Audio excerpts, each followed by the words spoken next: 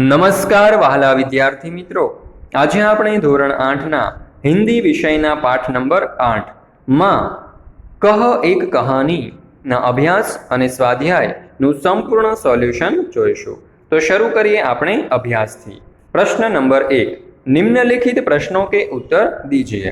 पहलो सवाल, राहुल के पिताजी कहाँ भ्रमण करते थे, कब? उत्तर, राहुल के पिताजी बड़े सवेरे बगीचे में भ्रमण करते थे।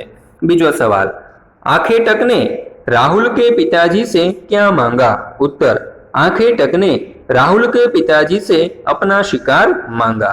त्यार पछी त्रीजो सवाल, उपवन की शोभा कैसी थी? उत्तर, उपवन में तरह तरह के रंगों वाले फूल खिले थे। उन फूलों पर ओस की बूंद चमक रही थी।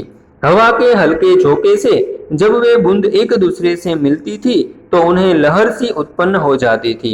फूलों की सुगंध सारे उपवन में फैली हुई थी। पेड़ों पर बैठे पक्षी कलकल स्वर में गा रहे थे। इस प्रकार सुबह के समय उपवन की शोभा अत्यंत मनोहर थी। त्यार पछी जोईए चौथो सवाल, माँ से कहानी सुनकर पुत्र ने क्या निर्णय सुनाया? उत्तर, पुत्र छोटा था पर बुद्धिमान था। माँ से कहानी सुनकर उसे पक्षी के प्रति सहानुभूति उत्पन्न हुई। उसने कहा कि यदि कोई किसी निर्दोष को मारे तो दूसरा उसे क्यों न बचाए। न्याय में दया की भावना होनी चाहिए, इसलिए रक्षक हमेशा भक्षक से बड़ा होता है। त्यार पछी जोईए पांचमो सवाल, प्रस्तुत कथा काव्य का सार लिखिए। उत्तर, राजकुमार सिद्धार्थ तप करने के लिए घर बार छोड़कर वन में चले गए थे। उनकी पत्नी का नाम यशोधरा था। उनके पुत्र का नाम राहुल था। एक दिन नन्हे राहुल ने माँ से कहानी सुनाने का आग्रह किया। तब यशोधरा ने उसे सिद्धार्थ के बचपन की एक घटना सुनाई। एक सुबह सिद्धार्थ बगीचे में टहल रहे थे। अचानक बाण से घायल एक हंस उनके पास आकर गिरा। सिद्धार्थ ने उसे उठा लिया। जरूरी उपचार कर उन्होंने हंस को बचा लिया। थोड़ी ही देर में हंस को घायल करने वाला शिकारी वहां आ पहुंचा। उसने राजकुमार सिद्धार्थ से अपना शिकार मांगा। सिद्धार्थ ने उसे हंस देने के लिए साफ इनकार कर दिया। शिकारी बोला, यह हंस मेरे बाण से घायल हुआ, इसलिए यह मेरा है। सिद्धार्थ ने कहा, मैंने इसे बचाया है, इसलिए इस हंस पर मेरा अधिकार है। दोनों में हंस को लेकर विवाद छिड़ गया। अंत में मामला न्यायालय में पहुंचा। यशोधरा ने राहुल को इतनी कहानी सुनाकर राहुल से कहा, अब तू बता कि घायल हंस पर किसका अधिकार होना चाहिए। राहुल ने कहा, इस मामले में मैं न्याय दया के पक्ष में होना चाहिए। जिसने घायल हंस को बचाया उसी को हंस मिलना चाहिए, क्योंकि बचाने वाला मारने वाले से बड़ा होता है। माँ ने बेटे की प्रशंसा करते हुए कहा, तूने कहानी सुनी ही नहीं, उस पर विचार भी किया। तुझसे ऐसे ही न्याय की उपेक्षा थी। त्यार पछी आपणे जोईए प्रश्न नंबर 2, रेखांकित शब्दों के वचन बदलकर वाक्यों को दोबारा लिखिए। तो जो અહીં આપણને પહેલું વાક્ય આપેલું છે, લડકીને નઈ સલવાર પહેની, તો અહીં જે લડકી નીચે અંડરલાઈન છે ત્યાં આપણે એનું બહુવચન કરીશું, લડકીઓને નઈ સલવારે પહેની।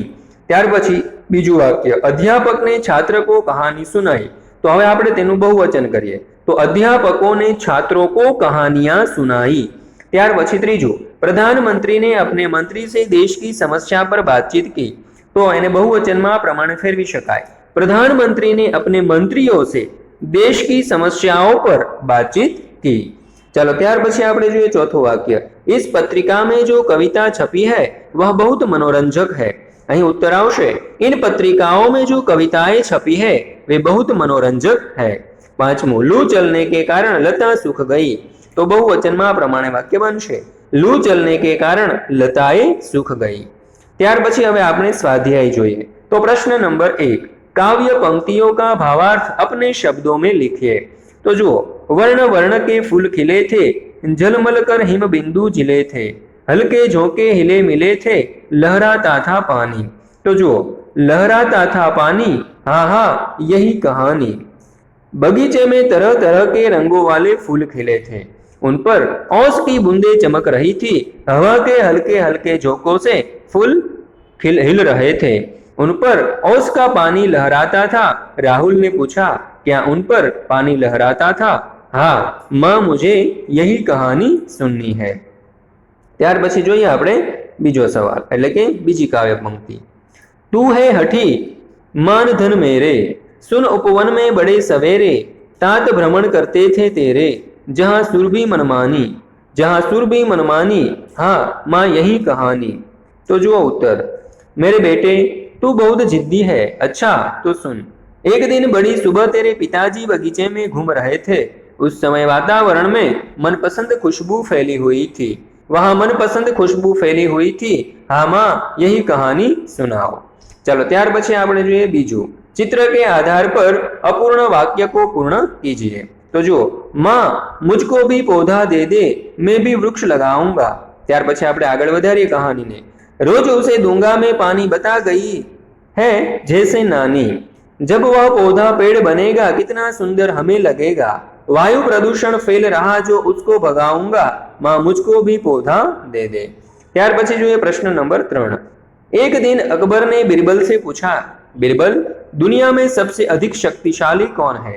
बिरबल ने क्या कहा होगा, सोचकर कहानी को आगे बढ़ाए। तो जो एक दिन अकबर ने बिरबल से पूछा, बिरबल दुनिया में सबसे अधिक शक्तिशाली कौन है। तो बिरबल ने कहा, जहांपना दुनिया में सबसे अधिक शक्तिशाली सूरज है। बादशाह ने पूछा, कैसे। तब बिरबल ने बादशाह को निम्नलिखित कहानी सुनाई। जो एक बार हवा, पानी और सूरज में बहस छिड़ी। तीनों स्वयं को सबसे अधिक शक्तिशाली बता रहे थे। एक देवदूत ने उन तीनों की बातें सुनी। उसने कहा, देखो वह यात्री कोट पहने जा रहा है, जो उसका कोट निकलवा दे वही सबसे अधिक शक्तिशाली है। सबसे पहले हवा आगे बढ़ी और तेज चलने लगी। उसने तूफानी रूप ले लिया। यात्री का कोट फड़फड़ाने लगा। उसने हाथ से कसकर कोट को पकड़े रखा। आखिर हवा ने हार मान ली। अब पानी ने अपनी ताकत दिखानी शुरू कर दी। जोर से बारिश होने लगी। यात्री पूरी तरह भीग गया, पर उसने कोट न निकाला। अंत में सूरज की बारी आई। इतनी तेज धूप निकाली कि यात्री गर्मी सहन न कर सका। वह पसीना पसीना हो गया। परेशान होकर उसने कोट निकाल दिया। सबने सूरज की शक्ति का लोहा मान लिया। बादशाह ने भी बिरबल की बात का समर्थन कर दिया। ત્યાર પછી જોઈએ આપણે ચોથો સવાલ। अगर पाठशाला के सामने दुर्घटना हुई तो आप क्या करेंगे। उत्तर, अगर हमारी पाठशाला के सामने कोई दुर्घटना हुई तो हम तुरंत पहुंचकर दुर्घटनाग्रस्त व्यक्ति को स्कूल में लाएंगे। प्राथमिक चिकित्सा पेटी में से दवा और मरहम पट्टी से उसका उपचार करेंगे। यदि चोट अधिक गंभीर हुई तो हम आसपास से डॉक्टर को बुलाएंगे या घायल को अस्पताल पहुंचाएंगे। ત્યાર પછી પાંચમા પ્રશ્નમાં કહ્યું છે, इस कविता को कहानी के रूप में लिखे, એટલે કે આ કવિતાને તમારે કહાનીના સ્વરૂપમાં લખવાની છે। તો મિત્રો આ પાઠના સ્વાધ્યાયનું ધ્યાનપૂર્વક અભ્યાસ કરવા બદલ આપ સર્વનો ખૂબ ખૂબ આભાર। ફરી મળીશું આપણે એક નવા પાઠના અભ્યાસના સોલ્યુશન સાથે।